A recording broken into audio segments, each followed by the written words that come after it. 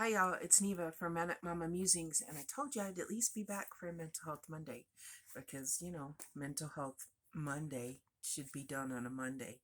Anyway, I digress. So, today I want to point out that I am not a professional, do not have professional training. I might be professionally crazy, but I am not trained professionally. For those who are new here, I am diagnosed with bipolar, major depressive disorder, a severe anxiety, PTSD, and maybe a little bit of a personality disorder. So I am a whole big show, okay? I'm a hot mess, as they would say. A very hot mess. Yes. But so I speak from a personal point of view when I talk about mental health. Just want to point that out. If you're watching this and you've never watched any of my videos before, today I want to talk about substance abuse because it happens so very frequently in the mental health community, like the mentally ill, because we try to self medicate.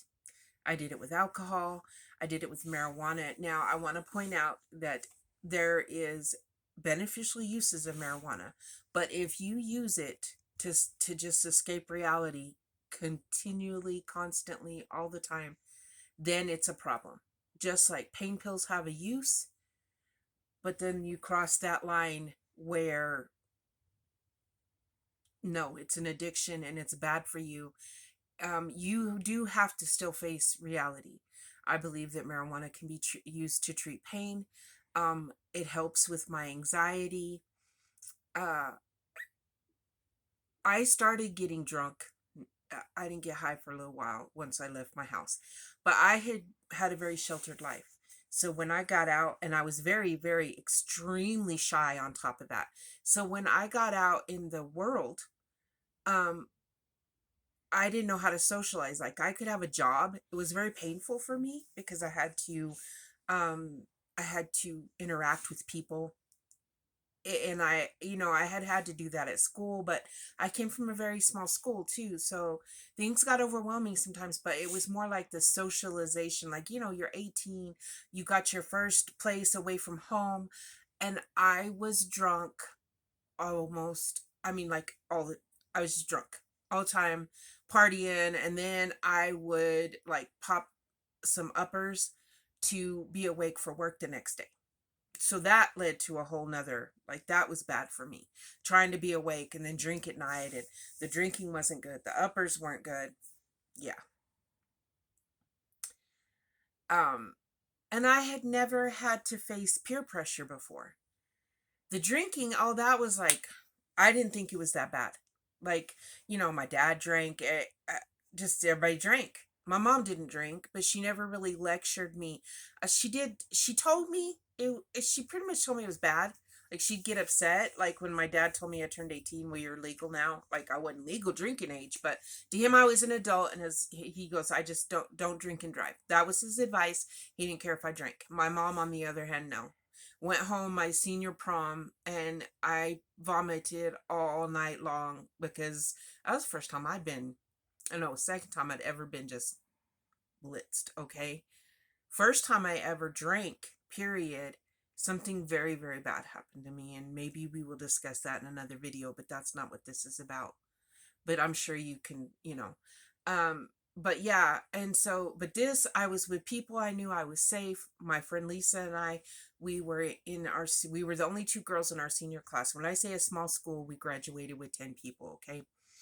And so we had a deal that I would drink on senior prom night and she would take care of me. And then senior party night, she could drink and I would take care of her. And we did that. And if you're going to party, you should always make sure that you have that. You have someone that's going to be there with you, for you, and looking out for you.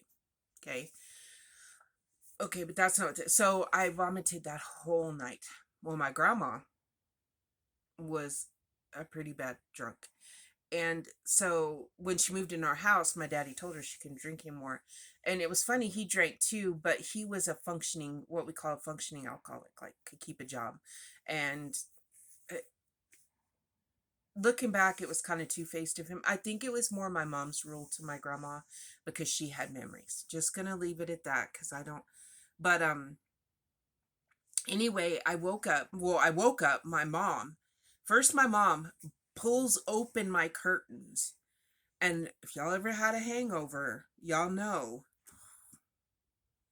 So I'm like, this the memory of the first time I got drunk is not a good one. This one is funny, not funny. So I'm like, oh, my head is just, ugh, you know.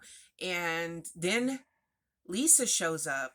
Oh no, then my grandma, I get up to, I don't know, go to the bathroom, throw up, whatever. My grandma says, are you feeling okay? And he was like, yeah, grandma, I think I got a stomach bug. She goes, I understand. She did. She knew it wasn't a stomach bug. I'm sure the whole family heard me throwing up that night. Like, it was bad. So because Lisa had sworn to me that potato chips would absorb the alcohol. So instead of just eat a few, here I am, drunk Neva, in the car on the way home. I ate a whole bag of potato chips. So that did not help in the alcohol consumption. By the way, do not eat a whole bag thinking it will absorb the alcohol because no, it just all will come back up. So, um, my mom wakes me up. My grandma's feeling sorry for me. The only one in the house probably that felt sorry for me because she knew and she was sympathetic. And then Lisa shows up on a dirt bike.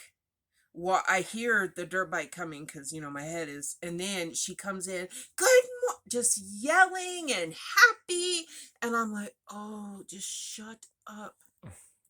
Then I'm like, I have a question. She's like, what? I go, I have dirt in my bra.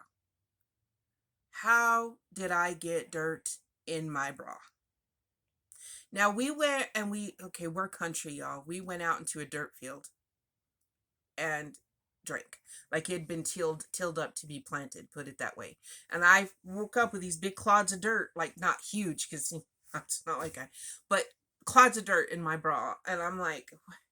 And she goes, you went running at one time and Michael tackled you. And I was like, what were we playing drunk football? She goes, no, I don't know. We were just all, y'all were all drinking. And she said, like, there's, it was a whole show. And I was like, well, great. So that wasn't bad. I mean, I woke up with a hangover, but when I got out of the house, I think was the day when I thought, okay, I can drink and be safe. And it makes me a different person, but a person who can be more outgoing. And if you've never met Drunk Neva, you haven't. I mean, unless you're watching this and you have met Drunk Neva. But I've been told quite often, they're like, I miss Drunk Neva. Now, I don't miss Drunk Neva because Drunk Neva was destroying her body, and my kids have a few bad memories because I struggled with alcohol off and on up until I got sober with LJ because I was a binge drinker. I could go a long time without drinking, but if I don't understand people who are like, I'm just going to sip on this. No, if y'all know, if I start drinking, I'm just letting y'all know I'm doing shots. I'm chugging margaritas. I don't like beer, but the days that's all I had, I chug them things, okay? I'm not a sipper. I'm not a social drinker. I drink to get blitzed. That's it. I don't want to feel anything. I want to be numb. So, 18, me and Lisa have our own apartment, and I'm drinking, and then I'm realizing that I can't really function at work when I've been drinking. So then I start popping uppers in the daytime so I can work. So then I can go. So I'm going without sleep. I'm drinking. I'm popping uppers. Then I start partying with some wrong people. And I'd never even smoked marijuana at this point. Popping uppers was a little like they were White Crosses. So really they're just high doses of caffeine. I still think something was added to them. But it's still not good for you. Okay. And then because truckers popped them to keep awake. And then I party with these people and they're huffing paint. Y'all are gonna be surprised. I know. Oh my gosh. Yeah, okay. Your girl huffed paint. The White Crosses thing, okay, so I kept doing the White Cross thing because, if you can be awake and party at night, why not, right? But the huffing the paint, Lisa didn't do it. She knew I did it, but I did it with some friends one night, and all of a sudden I thought I was dying. Now, here we come from, we were more afraid of our parents than anything else. We'd rather die than our parents. My dad drank, but oh my goodness, if he had known I had put a drug in my body, anything, even marijuana, he would have. And I want to point out, alcohol is a poison also, okay? But in his mind, no. And so she's gonna call the 911, and I'm like, no, my dad, like, I would have rather died that night. And so I laid there and I thought I was dying. My heart felt like it was popping out, pounding out of my chest. I couldn't breathe, and Lisa sat there crying. I put that girl through a lot, y'all. She sat there crying because she wasn't going to go against my wishes, because she had parents like that too, and she understood. Rather die than my dad come. No. So after that, I decided no more huffing paint. No. But I had a very bad habit of drinking and popping uppers. Till one night I popped too many uppers, or one day, and I come home, and again, my heart is jumping out of my chest. I can't breathe. I'm feeling real funky, and Lisa takes a whole bottle of my White Crosses that I want to point out I just bought. You could buy them at truck stops at that time, but they don't sell them anymore, so telling you that there's something bad in there. And she dumped them down the toilet, and she said, if you ever, ever, if I find out you did these again, we are no longer roommates. I will always love you, but we cannot be roommates because I can't go through this again. Poor thing. I want to tell you, I love her like a sister. She's been there through so very much. So that was my young age. And then I chilled. Well, okay, no, I didn't. Because then I found marijuana, and I found out drinking and marijuana really made me funny and outgoing, and didn't matter how many times I got crossfaded and puked next to it or passed out next to a toilet. I could be fun and I could socialize. And how awesome was that, right? And I didn't have to face reality when I was drunk and high. Bad thing. Then I got pregnant with my oldest daughter. I was so very reckless. And I used sex as a drug too. I want to point that out. I used sex as a drug too. I was very careless, irresponsible. I got pregnant by a man who did not love me, who I found out was married. His wife was in prison. I'd known him a while. Don't think I just met him. But I had run back into him after like 7 years. And, you know, no one lives at his house. So why would I think there was a wife? There was. Got pregnant. That was a whole crazy ordeal. I do not regret my daughter. I love her. She saved me from myself. Because then I quit everything. The day I found out I was pregnant, I quit smoking cigarettes, quit smoking weed, and quit drinking. Quit partying, quit messing around. I lost my job. I had to move back in with my parents. And not long after that, we found out my dad was dying. There was no other surgeries or anything that would save him. If I had not been pregnant, I'd have been a very messed up lady. But I was pregnant and I wanted to do right. I wouldn't even drink sodas, no caffeine, nothing, because I felt like I was barely like 6 or 8 weeks when I found out I was pregnant. But I felt like anything else I put in my body would harm her, and I was worried I had done harm already. So, but she was fine. She is a super smart and wonderful, funny daughter. She does have bipolar like her mother, but I quit early enough that it did not affect her, and I'm so thankful. So, but once my daughters, and then I got pregnant with my twins, I was still using sex as a drug. Was done with alcohol and marijuana and stuff, but was using sex as a drug. Ended up pregnant with my twins. Don't regret them either. Um, that's a whole nother story for another time. But then when they got older, I started hanging out with people, and I thought, well, it wouldn't be bad. I mean, adults drink all the time and have kids. Like, once again, when I did drink, I got blitz drunk. Okay, I was still using sex as a drug. That ended up very badly. Just, you get the idea. I'm clean and sober now. Do I use marijuana for pain? Yes, I do. And for my anxiety, I do not overindulge.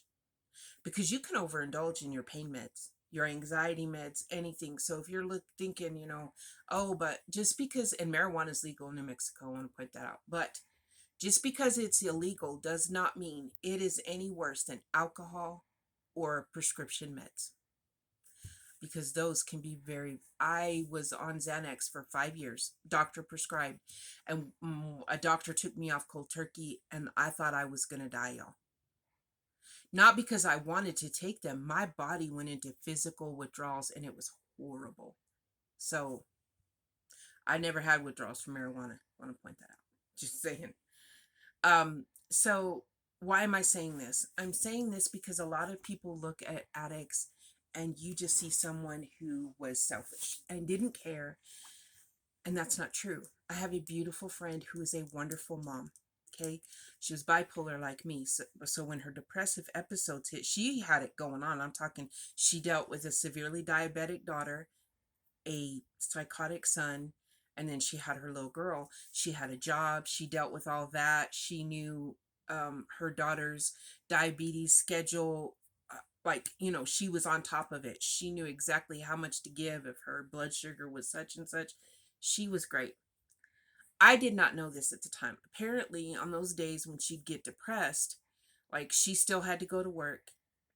She was still trying to be a responsible adult.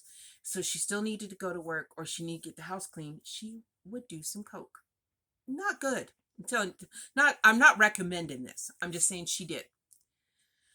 And this is how I found out she did that, because she ended up on meth, and she comes to me, she had lost her kids, and she goes, Neva, I don't know where it went wrong. And I'm thinking, because me never doing meth, oh, Miss Judgy here, I did all that other stuff. But, meth was kind of like my dad and his drinking. Meth, ooh, it's the devil. And anyone who does meth is bad, but me, whatever. No. But I don't know how this happened. And at first in my head, I'm like, what? And she goes, I used to just do some coke. Here I am still. I had tried coke like one time. It didn't do anything for me. But I knew it was bad. I saw crackheads and I was like, I don't mean that in a derogatory way. Like, I saw friends who were doing crack, who were looking out windows, and I thought, that's a lot of work.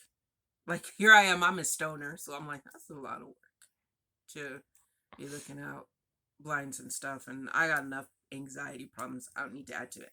So she goes, I used to just do a little coke to wake up, to be able to clean the house or get to work. I'm like, okay. She goes, and then there wasn't any one time. So my hookup got me some meth. And she goes, I can't explain it. She goes, like, after doing it twice, I had to have it to function. Don't do drugs, y'all. Okay. I have had a friend who would have never, when we were friends, done drugs. And this is why I know if I had had my daughter, I would have been right down that road with her. And then she got with a man who was a meth addict. And this was her excuse because she ended up in federal pen because she was selling prescription drugs to pay for her meth habit. This was her excuse, and I'm trying not to judge, but and I'm not judging because I've been very codependent at times, and so I get it, but I also am like, there's certain lines I don't know. I don't know if I would have done this. Okay, how's that? But she's like, yeah, he was out getting high all the time. And so I started doing meth so he'd stay home with me because he was out there cheating while he was doing drugs. She actually, when she got busted, it saved her life because she was so very close to another month of drugs and she would have gone into liver failure. Okay. So there's that.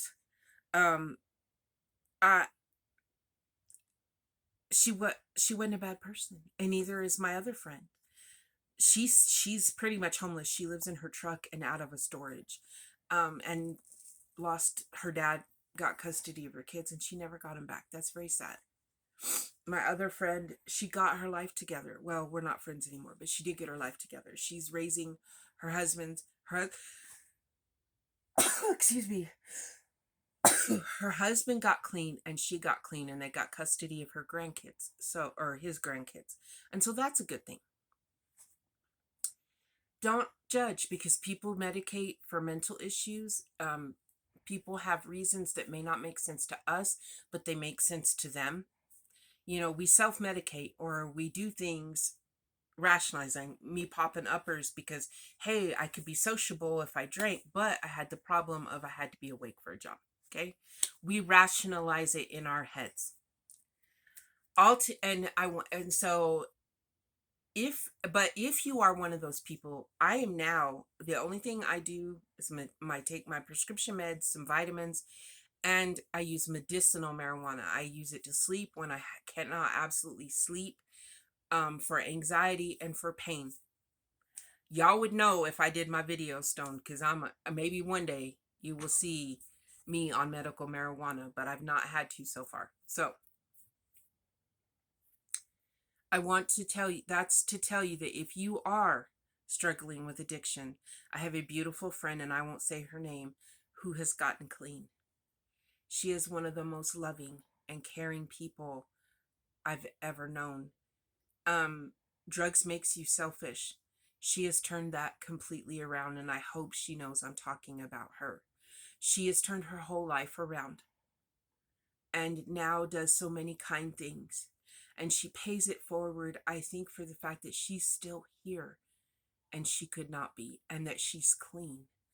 And it is something that she should celebrate.